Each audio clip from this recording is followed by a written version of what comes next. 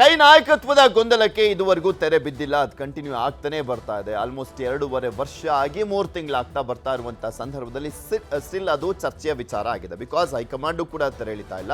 KPCC ಅಧ್ಯಕ್ಷರು ಮತ್ತು ಒಂದ್ ಕಡೆ ಮುಖ್ಯಮಂತ್ರಿಗಳು ಇಬ್ಬರೂ ಕೂಡ ಆ ಒಂದು ವಿಚಾರಕ್ಕೆ ಸಂಬಂಧಪಟ್ಟಂತಾನೆ ಮಾತನಾಡ್ತಾ ಇರುವಂತಹ ಹಿನ್ನೆಲೆಯಲ್ಲಿ ಸಹಜವಾಗಿ ಕುತೂಹಲ ಮನೆ ಮಾಡಿದೆ. ಪ್ರಾರ್ಥನೆ ಪ್ರಯತ್ನ ಅಂತ ಡಿ.ಕೆ. ಶಿವಕುಮಾರ್ ಏನೋ ವಾಪಸ್ ಆದ್ರು. ಹೈಕಮಾಂಡ್ ಸೈಲೆಂಟ್ ಆಗೇ ಇದೆ. ಸಿಎಂ ಆಪ್ತರು ಎಲ್ಲೋ ಒಂದ್ ಕಡೆ ಇನ್ನೊಂದು ಸ್ವಲ್ಪ ದಿನಗಳ ಕಾಲ ರಿಲೀಫ್ ಸಿಗ್ತಾ ಅನ್ನುವಂಥ ಕಾರಣಕ್ಕೋಸ್ಕರ ಖುಷಿ ಆದಂತೆನೂ ಕೂಡ ಕಾಣಿಸ್ತಾ ಇದೆ. ಸದ್ಯಕ್ಕೆ ಸಿಎಂಗೆ ದೆಹಲಿಗೆ ಬುಲಾವ್ ಇಲ್ಲ. ಸದ್ಯಕ್ಕಂತೂ ಬುಲಾವ್ ಕೊಡ್ಲಾಗ್ತಾ ಇಲ್ಲ. ಬಿಕಾಸ್ ಈ ಒಂದು ಚರ್ಚೆ ಒಂದು ತಾರ್ಕಿಕ ಅಂತ್ಯಕ್ಕೆ ಹೋಗ್ಬೇಕು, ಇದಕ್ಕೊಂದು ಫುಲ್ ಸ್ಟಾಪ್ ಸಿಗಬೇಕು ಅಂದ್ರೆ ಸಿದ್ದರಾಮಯ್ಯನವ್ರನ್ನ ಕೂರಿಸ್ಕೊಂಡು ಮಾತಾಡಬೇಕಾಗಿದೆ. ಸಿದ್ದರಾಮಯ್ಯನವರು ಡಿ.ಕೆ. ಶಿವಕುಮಾರ್ ಇಬ್ಬರನ್ನು ಕೂಡ ಕೂರಿಸ್ಕೊಂಡು ಮಾತನಾಡಿದಂಥ ಸಂದರ್ಭದಲ್ಲಿ ಮಾತ್ರ ಅದಕ್ಕೆ ಬ್ರೇಕ್ ಹಾಕ್ಲಿಕ್ಕೆ ಸಾಧ್ಯ. ಜನಪ್ರಿಯ ಬಜೆಟ್ ತಯಾರಿಯಲ್ಲಿ ಸಿಎಂ ಸಿದ್ದರಾಮಯ್ಯನವರು ಇದ್ದಾರೆ. ಹೈಕಮಾಂಡ್ ನಿರ್ಧಾರ ಅಂತಾನೆ ಹೇಳ್ತಾ ಇರುವಂಥದ್ದು ಮುಖ್ಯಮಂತ್ರಿಗಳು.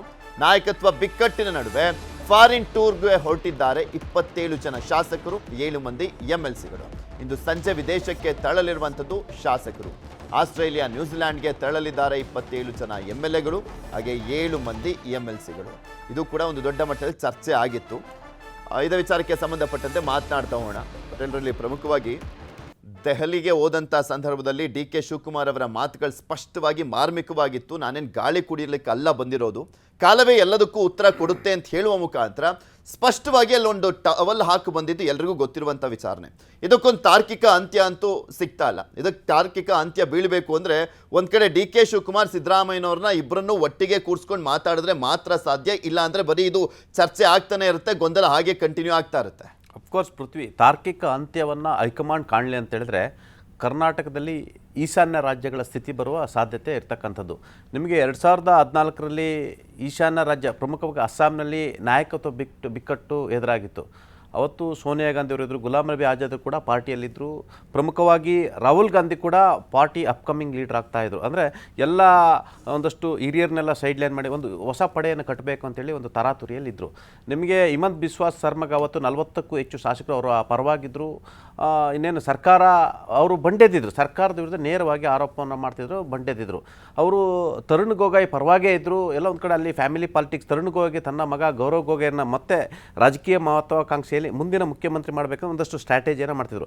ಅವತ್ತು ಹಿಮಂತ್ ಬಿಸ್ವಾಸ್ ಶರ್ಮಾ ಇನ್ನೇನು ಬಂಡೆದ್ದು ಹೋಗ್ಲಿಕ್ಕೆ ಎಲ್ಲ ರೀತಿ ತಯಾರಿಯನ್ನು ಮಾಡಿದರು. ಅಂಥ ಸಂದರ್ಭದಲ್ಲಿ ಗುಲಾಂ ನಬಿ ಆಜಾದ್, ಹಿಮಂತ್ ಬಿಸ್ವಾಸ್ ಶರ್ಮಾ ಪರವಾಗಿದ್ದರು.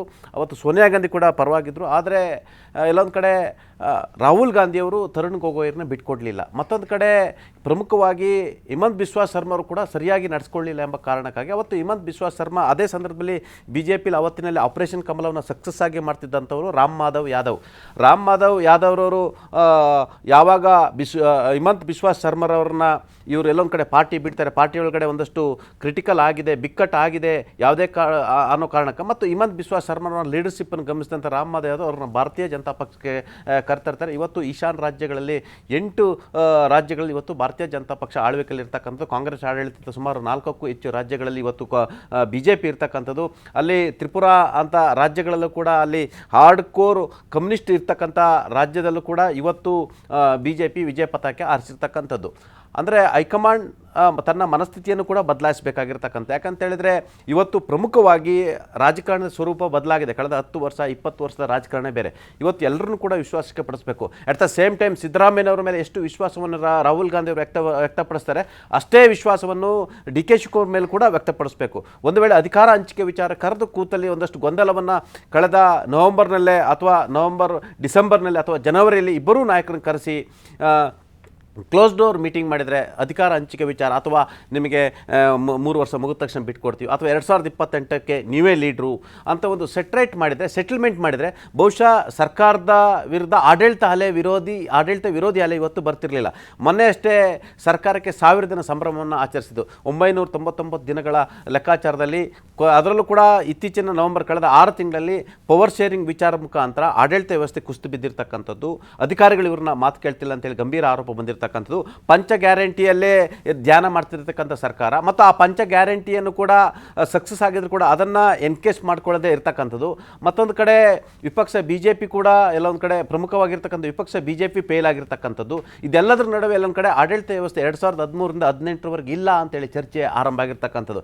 2013ರಿಂದ 18ರಲ್ಲಿ ಸಿದ್ದರಾಮಯ್ಯನವರು ಬೇರೆ, ಈಗ ಸಿದ್ದರಾಮಯ್ಯನವರು ಬೇರೆ ಎಂಬ ಚರ್ಚೆ ಈಗಾಗಲೇ ಲೋಕಾರೂಢಿಯಾಗಿರೋದಲ್ಲ, ಅದು ಕಣ್ಣು ಮುಂದೆ ಇರ್ತಕ್ಕಂಥದ್ದು. ಈಗ ಇದೇ ಕಾರಣಕ್ಕಾಗಿ ಹೈಕಮಾಂಡ್ ಒಂದು ವೇಳೆ ಇಬ್ಬರು ನಾಯಕರನ್ನ DK ಶಿವಕುಮಾರ್ ಮತ್ತು ಸಿದ್ದರಾಮಯ್ಯರವ್ರನ್ನ ಕೂರಿಸಿ ಮಾತುಕತೆ ನಡೆಸಿದರೆ ಬಹುಶಃ ಇಂಥ ಪವರ್ ಶೇರಿಂಗ್ ಬಿಕ್ಕಟ್ಟು ಮತ್ತು ಶಾಸಕರಲ್ಲೇ ಒಂದು ಕಡೆ ನಾನು ಯಾರ ಪರ ಇರಬೇಕು ಅನ್ನೋದು ಕೂಡ ಗೊತ್ತಾಗ್ತಿಲ್ಲ, ಸಚಿವರು ಕೂಡ ನಾನು ಯಾರ ಪರವಾಗಿರ್ಬೇಕು ಅನ್ನೋದು ಗೊತ್ತಿಲ್ಲ. ಆ ಮುಖಾಂತರ ಒಂದು ಕಡೆ ಕಾರ್ಯಕರ್ತರ ಪರಿಸ್ಥಿತಿ ಇವತ್ತು ನಾಯಿಪಾಡಾಗಿದೆ ಅಂತ ಹೇಳ್ಬೋದು. ಯಾಕಂತ ಹೇಳಿದ್ರೆ 2 ವರ್ಷ 8 ತಿಂಗಳಾದರೂ ಕೂಡ ಇವತ್ತು ಕೂಡ ಕಾರ್ಯಕರ್ತರಿಗೆ ಅಧಿಕಾರವನ್ನು ಕೊಟ್ಟಿಲ್ಲ, ನಿಗಮ ಮಂಡಳಿ ನೇಮಕವನ್ನೇ ಮಾಡಿಲ್ಲ. ಸುಮಾರು ಒಂದು 3 ರಿಂದ 4 ಸಾವಿರ ಜನ ಕಾರ್ಯಕರ್ತರಿಗೆಲ್ಲ ಒಂದು ಕಡೆ ಒಂದಷ್ಟು ವಿಸಿಟಿಂಗ್ ಕಾರ್ಡ್ಗಾದರೂ ಕೂಡ ನಿಗಮ ಮಂಡಳಿ ನೇಮಕಾತಿ ಮಾಡ್ತಕ್ಕಂಥ ಅವಕಾಶವಿತ್ತು.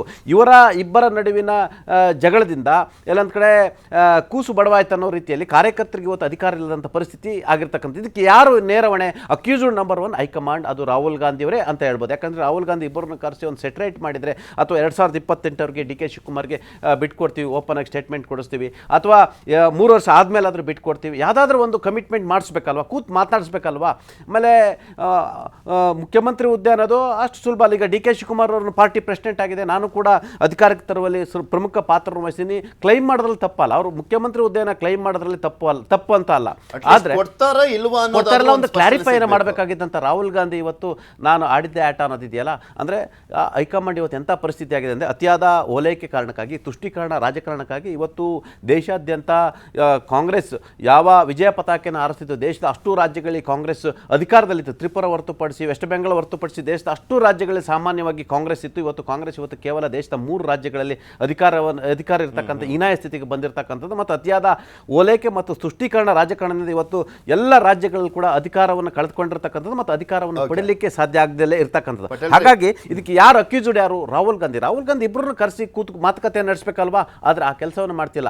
ಆದರೆ ಹಿಂದೆ ಲೆಕ್ಕಾಚಾರಗಳು ಏನಲ್ಲ ಗೊತ್ತಿಲ್ಲ. ಓಕೆ, DK ಶಿವಕುಮಾರ್ ತಪ್ಪು ಮಾಡ್ತಿದ್ದಾರಾ, DK ಶಿವಕುಮಾರ್ ಮೇಲೆ ಆರೋಪ ಇದೆಯಾ, ನೋಡಪ್ಪ ಸರಿ ಮಾಡ್ಕೊ. ಸಿದ್ದರಾಮಯ್ಯ ಮೇಲೆ ಆರೋಪ ಇದೆಯಾ, ಸರಿ ಮಾಡ್ಕೊಳ್ಳಿ. ಆ ಮುಖಾಂತರ ಇಲ್ಲಿ ಪವರ್ ಸೆಂಟರ್ನ ಪರೋಕ್ಷವಾಗಿ ಅವರೇ ಕ್ರಿಯೇಟ್ ಮಾಡಿದ್ರು. ಇದರ ಅರ್ಥ ಏನಂತ ಹೇಳಿದ್ರೆ, ಎಲ್ಲ ಒಂದು ಕಡೆ ಹಿಂದೆ ರಾಜಶೇಖರ ರೆಡ್ಡಿ ಥರ DK ಶಿವಕುಮಾರ್ ಅವರು ಬೆಳೆದು ಬಿಡ್ತಾರೋ, ಅಥವಾ ಸಿದ್ದರಾಮಯ್ಯ ಬೆಳೆದ್ರೆಂಬ ಅವರ ಆತಂಕ ಕೂಡ ಎದುರಾಗಿರ್ತಕ್ಕಂಥದ್ದು. ಈಗ ಪವರ್ ಸೆಂಟರ್ ಯಾವ ರೀತಿ ಆಗಿದೆ? ಒಂದು ಮಲ್ಲಿಕಾರ್ಜುನ್ ಖರ್ಗೆ, ಯಾಕೆಂದರೆ ಅವರು ಕರ್ನಾಟಕದವರೇ ACC ಅಧ್ಯಕ್ಷ ಆಗಿರ್ತಕ್ಕಂಥ. ಈಗ ಮಲ್ಲಿಕಾರ್ಜುನ್ ಖರ್ಗೆ ಅವರು ಹೇಳಿದ್ದೇ ಮಾಡಬೇಕು, ನೆಕ್ಸ್ಟ್ ಜೂನ್ನಲ್ಲಿ ರಾಜ್ಯಸಭಾ ಸ್ಥಾನಗಳು ಖಾಲಿ ಆಗ್ತವೆ, 3 ರಾಜ್ಯಕ್ಕೆ ರಾಜ್ಯದಿಂದ ಆರಿಸಿ ಕಳಿಸೋ ಅವಕಾಶ ಇರ್ತಕ್ಕಂಥದ್ದು. Mallikarjun Kharge at the same time ಅವ್ರು ಮತ್ತೆ ಕಂಟಿನ್ಯೂ ಆಗ್ತಾರೆ, ಅದು ರಾಜ್ಯದಿಂದಲೇ ಕಂಟಿನ್ಯೂ ಆಗ್ತಾರೆ. ಮತ್ತೊಂದು ಕಡೆ power centre number 2 DK Shivakumar, power centre number high command Surjewala ದೆಹಲಿಯಲ್ಲಿ ಕೂತ್ಕೊಂಡು ಟ್ರಾನ್ಸ್ಫರ್ಗಳು ಮಾಡೋ ಪರಿಸ್ಥಿತಿ ಬಂದಿದೆ. ದೆಹಲಿಯಲ್ಲಿ ಕೂತ್ಕೊಂಡು ಇಲ್ಲಿ ಒಂದಷ್ಟು ಡಿಸಿಷನ್ ಮಾಡೋ ಪರಿಸ್ಥಿತಿ ಬಂದಿದೆ. ಮತ್ತೊಂದು ಕಡೆ KC ವೇಣುಗೋಪಾಲ್ ಕೂಡ ಡಿಸೈಡ್ ಮಾಡುವಂಥ ಪರಿಸ್ಥಿತಿ ಆಗಿದೆ. ಪವರ್ ಸೆಂಟರ್ಗಳು ಜಾಸ್ತಿ ಆಗಿರೋ ಕಾರಣಕ್ಕಾಗಿ ಇವತ್ತು ಆಡಳಿತ ವ್ಯವಸ್ಥೆ ಸಂಪೂರ್ಣವಾಗಿ ಕುಸಿತಿರ್ತಕ್ಕಂಥದ್ದು. ಇದಕ್ಕೆ ನೇರ ಹೊಣೆ ನಂಬರ್ 1 ಅಕ್ಯೂಸ್ ಅದು ಹೈಕಮಾಂಡ್.